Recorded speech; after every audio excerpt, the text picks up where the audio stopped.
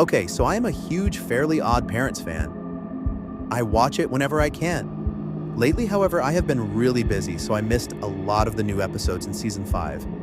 Once the box set came out, I tried to buy it, but I did not have enough money.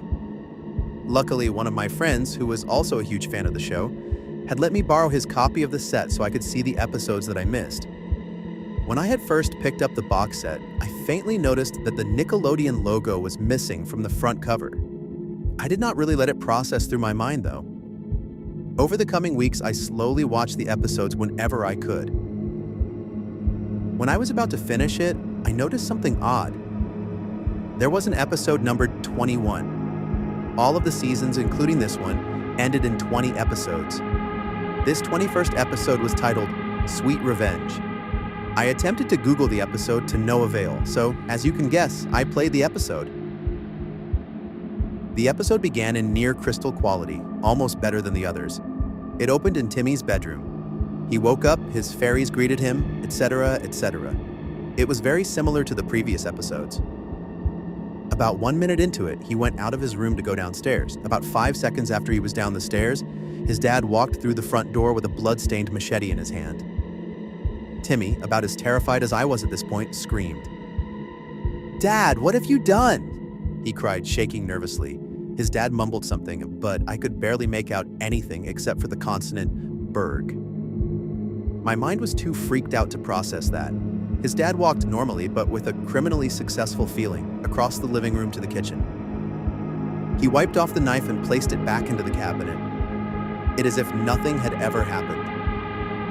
My mind wanted to stop the episode, but I kept going. The episode cut to the next scene. Timmy was playing anxiously in his room with the expression like he had just seen a ghost.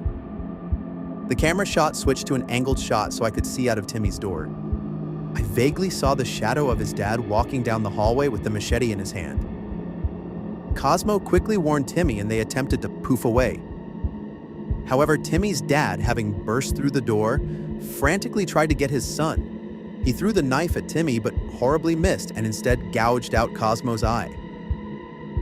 Cosmo lets out a throat-shredding scream as blood poured out furiously. Wanda, somehow oblivious to what had just happened to Cosmo, poofed away. Timmy, having been teleported to downtown Dimsdale, tried to find a telephone to call the police. Upon picking up the payphone, he suddenly heard a voice. It was his dad's voice, but his tone was demonic. Petrified, he shut his eyes and tried to wake himself up, as if he was in a dream. Before he knew it, he could not reopen his eyes, and it seemed as if his eyes were melting.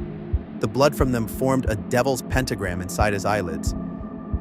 The episode switched scenes. Timmy woke up in his bed as if nothing ever happened. His fairy godparents were not there to greet him, but he could hear the sounds of Wanda's crying. When Timmy looked over to her, he could see what she was crying about. The machete was still in Cosmo's skull. Blood was oozing out, a pool forming under his head on the floor.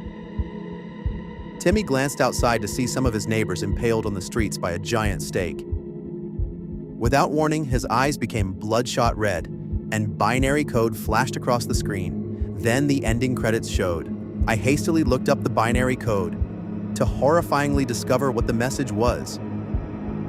He was first, you are next. When you see the red light, you will die. Later that day, I read in the newspaper that a lunatic had impaled 3 people. I was so scared my brain almost stopped working. I could not sleep at all that night. The next day, my parents had to literally force me to go to school. Eventually, after being nearly dragged there, I was starting to feel the effects of not sleeping. I decided to close my eyes for a second.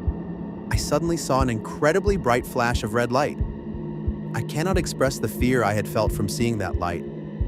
When I tensely opened my eyes, I saw the friend that lent me the set, almost killing himself with laughter. Aftermath. During the fateful day that I watched my friend's box set, I feel bad about those events that happened to me.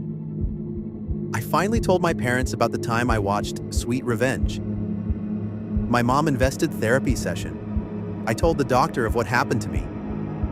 He said, "If you ask your friend to lend his or her box set of a show you love and say no, that's your only decision. Besides, you should follow my therapy doctor's warning if you don't want to suffer the same thing that happened to me."